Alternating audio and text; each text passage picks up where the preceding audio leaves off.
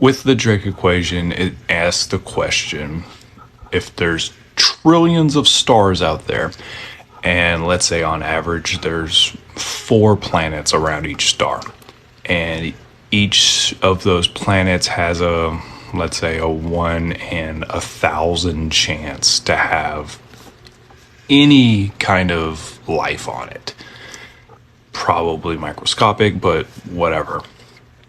And then out of those 1 in 1,000 planets that have a chance to have life at all, what's the chances that that life becomes multicellular? And so, like, you get fish, squirrels, whatever.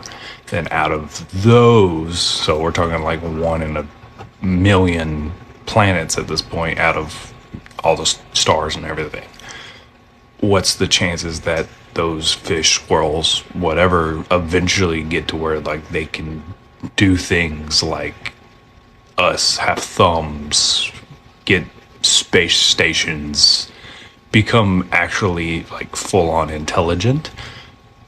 So that's the Drake equation. So comes up with the, just what are the chances that there's life out there that we could interact with and like could send messages to, could visit, and could send stuff back to us.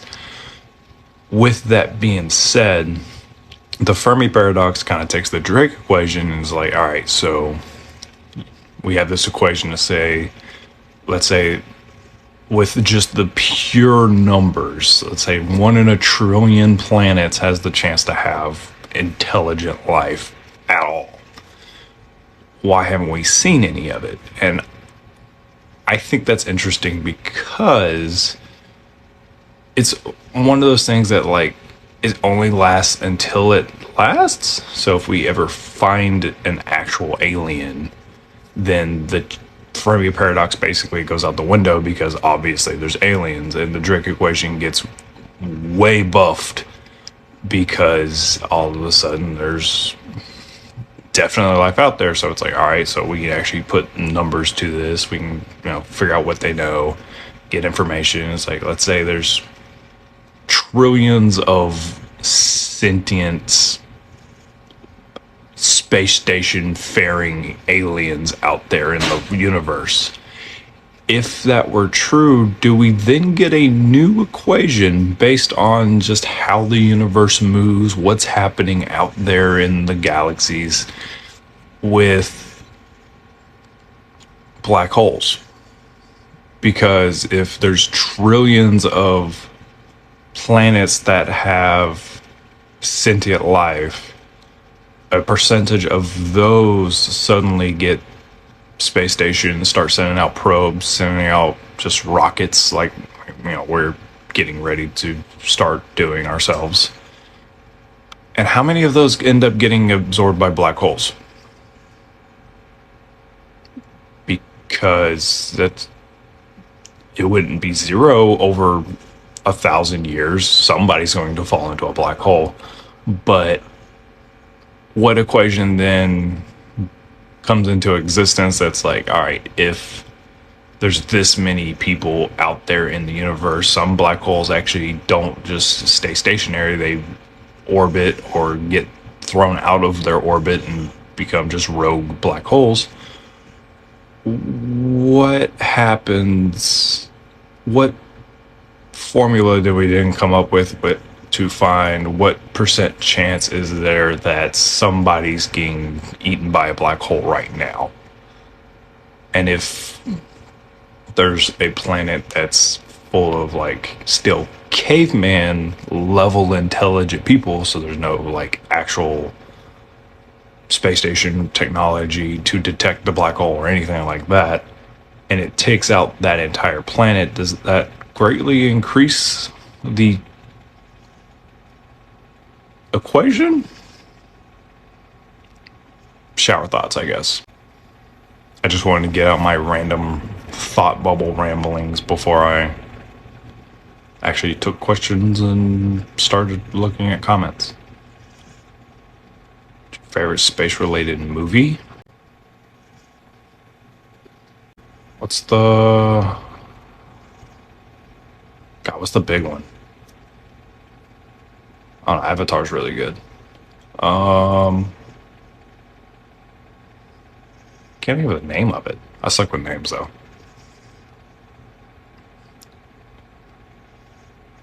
Ice Cream Man? No, I have not read Ice Cream Man.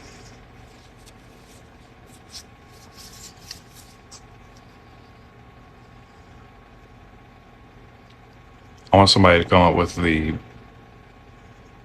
like simulate if the Fermi paradox is like not really a paradox and there actually are aliens out there in the universe. What's the percent chance that somebody's getting absorbed by a black hole? What if cordyceps, once evolving, can affect humans? Talk about the mushroom thing. I just saw that too. And that was actually really interesting. TikTok. So what he's talking about is basically like mushrooms are. I believe this is what you're talking about. Mushrooms are a huge problem for some animals, especially colder blooded animals, smaller animals as well, because like like psilocybin is a big like hallucinogen type thing for us, and then there's mushrooms out there that can actually live inside like ants, and then they can literally control the ants and make them do things. Good thing for us is that mushrooms have no reason to evolve to live in warmer things because right now they die at 92 degrees. But obviously we're 96, 97 degrees, so they can't really live in our bodies. But what then happens with warming planets when mushrooms do have to evolve to live in warmer temperatures, and then do we become susceptible to mushrooms trying to take over our bodies? And do we make it out of that? Because that's intense. Yeah, basically human zombies. Fungus related. That is way more extreme. I don't know about more extreme. Probably more extreme because then it wouldn't even need a bite. It could probably just be close and the spores would do it. Antifungals would be crazy.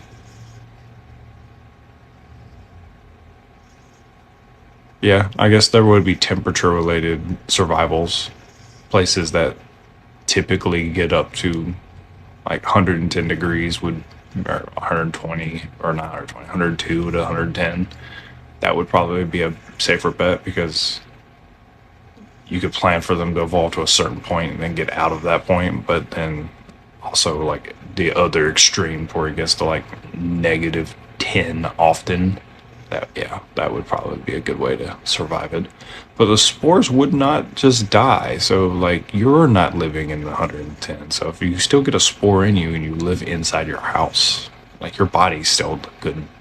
Like literally it would just be swallow a spore and you could become a zombie. So no bueno.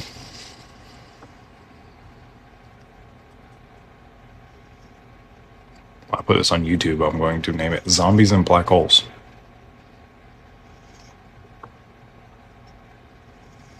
I don't know. I might have to come up with a better title. Mr. Beast is. I've been watching Mr. Beast stuff, and it's like, you need good titles. And I suck with titling, so I'll figure that one out. It was negative 80 wind temperature here last week, so my plan for zombies is be cold. That would probably help with the zombies themselves because the mushroom's not going to make people bundle up. So yeah, I can see that. But again, you still have to worry about if it's a fungus. Again, you don't have to get bit. You just have to get spores on you that or in you or however it works.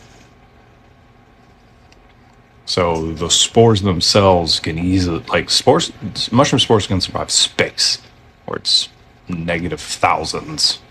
You're not going to survive a fungus-based zombie attack with cold. You can stave it off a little bit because you can stay further away from the zombified, but wind is still a huge thing. And I imagine if it gets to where it could affect warmer bodies, it's not just going to be humans. It's going to be birds, mammals, bears, things that can survive the cold easily, dogs. So,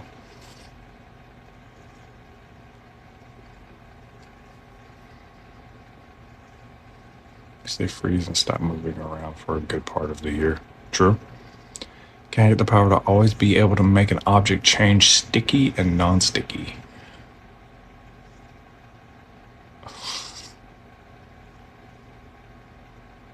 How would you use this? Actually, like gloves and like making yourself kind of like a Spider-Man type thing. But it's one of the only good uses I can imagine. Mineta from My Hero Academia needs a way to be able to turn his balls not sticky when he needs to. Make it where like anyone can bounce off of them. That would be useful.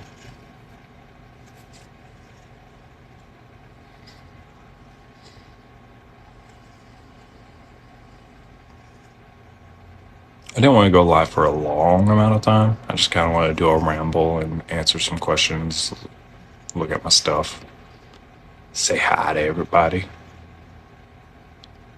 I make infinite duct tape and no soda spills are any annoying. Plus, yeah, Spider-Man. Yeah, Spider-Man would be dope.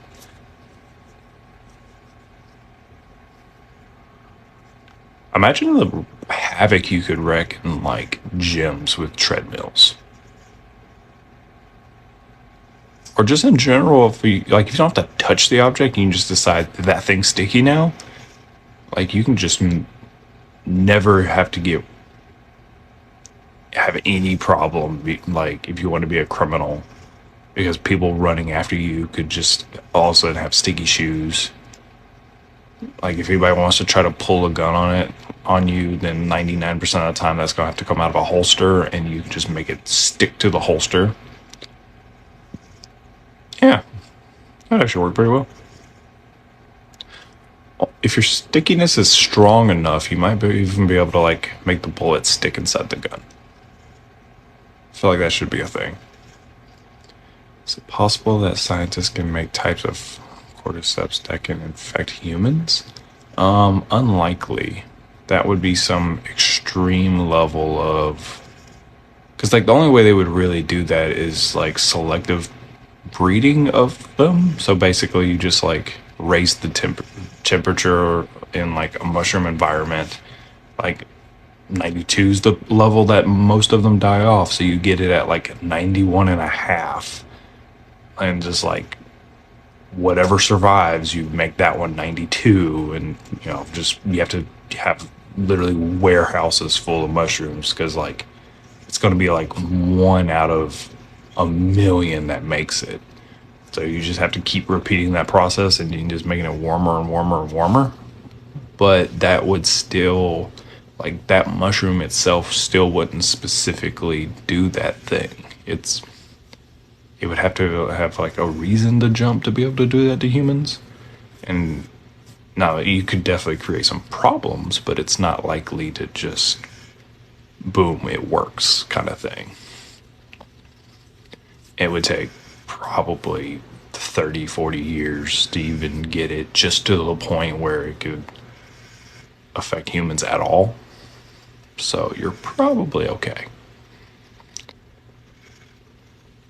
A lot of money for literally high in the sky jobs. Also, ride is made up on the spot. What? People get paid a lot of money for literally high in the sky jobs. I would 100% do one of those jobs. Especially, like, I've heard, like, the people that have to do that only have to work, like, 2 months a year. Because they get paid so much and, like, it's not really something that's needed that often. So you work, like, 2 months a year and you make, I think it's, like, $150,000. I would 100% do that. Of course, I'm also been struggling for 6 months to buy an Apple pencil. So there's that too. If I had superpowers, I'd be a villain, not a hero. Get revenge on everybody who ever messed with you. That might get boring pretty quick though. Plus, then you're also a fugitive because you're using your superpowers to hurt people.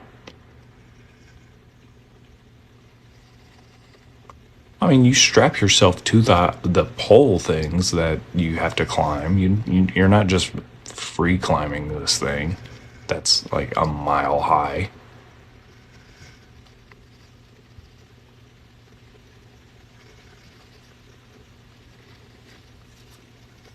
Thank you for the likes, David Adam.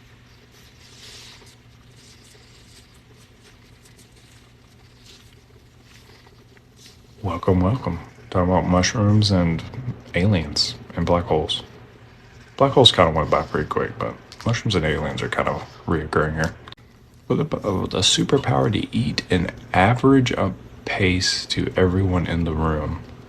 So you want a superpower that's not a superpower. Sure.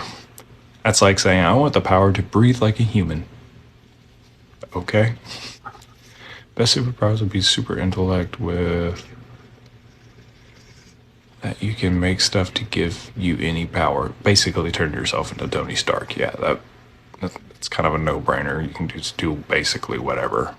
Even if it's like not that level. Like just becoming twice as smart would change your life forever. You would just be insane. Because like even some of the least intelligent humans, if you doubled their intelligence, they would still be at least higher than average. Like the absolute lowest intelligence person would still be slightly higher than average.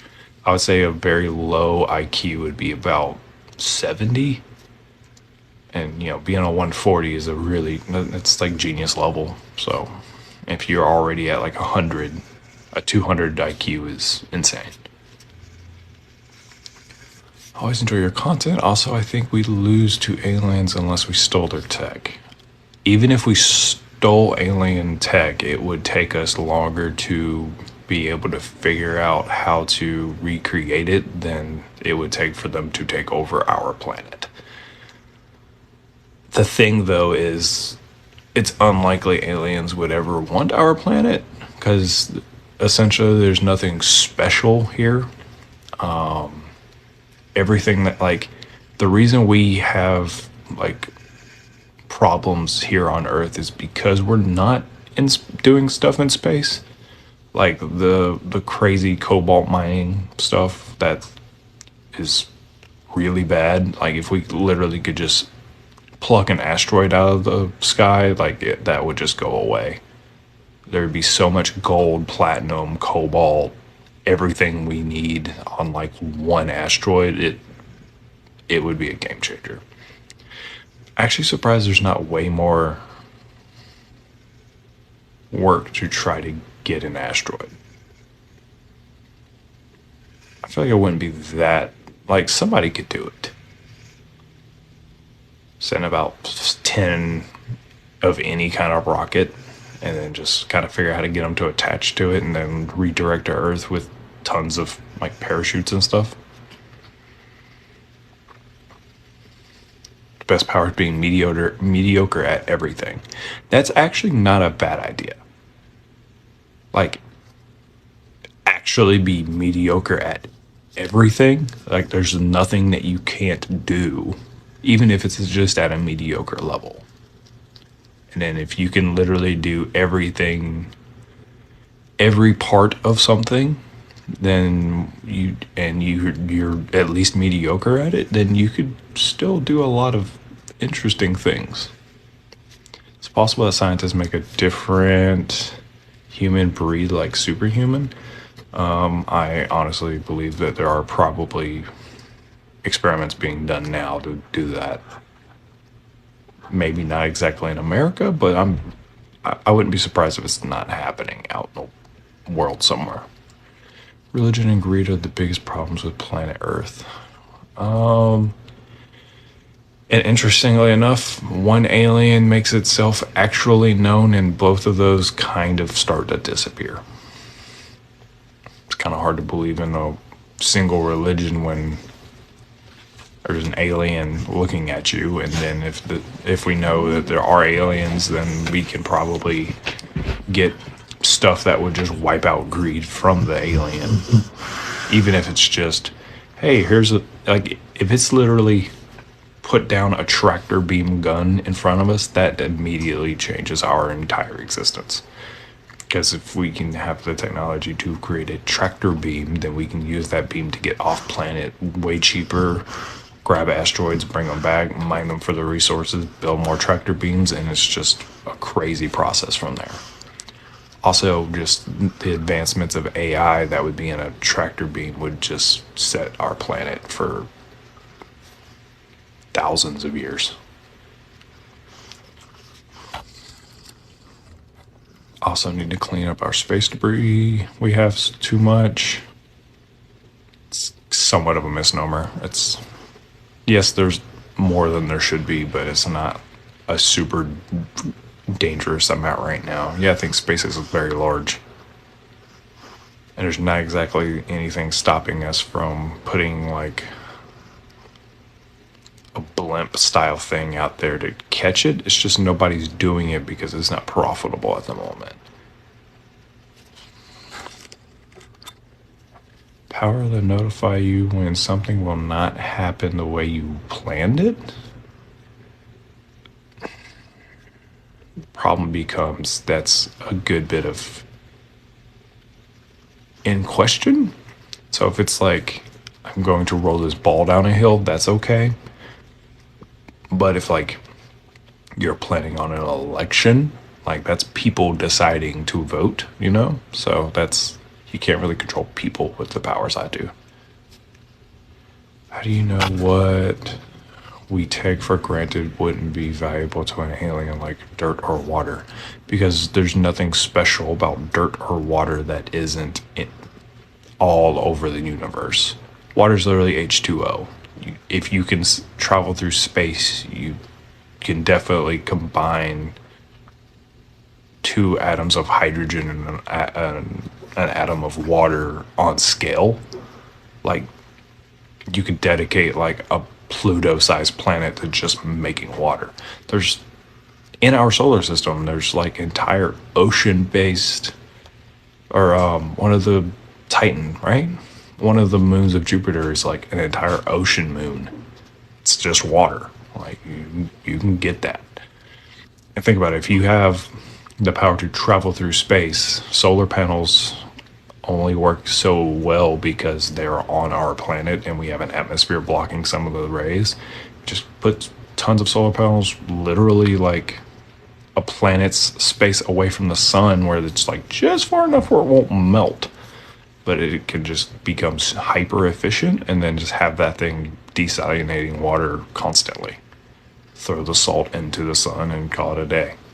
And you just show up every 6 months, switch out the tanks, like, and get your tank of fresh water, give it a tank of salty water, and come back.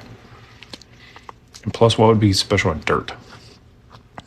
The things that are special in dirt typically are just nutrients that are, again, everywhere. So, like phosphorus? Phosphorus is just it's an element. You can find that. What if we are a type 2 civilization in 2023? We're not even a type 1.